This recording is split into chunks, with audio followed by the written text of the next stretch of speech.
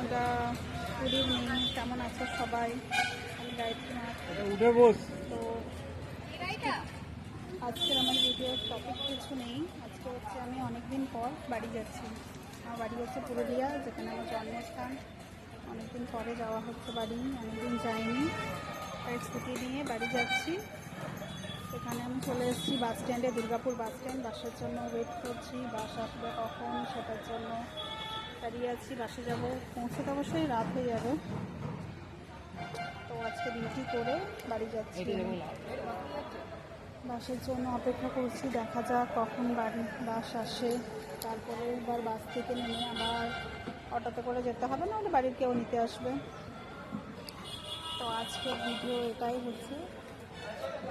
সবাই ভালো থেকো, সুস্থ থেকো, সবাই প্রে করো যেন আমি সুস্থভাবে বাড়ি ফিরতে পারি। টাটা।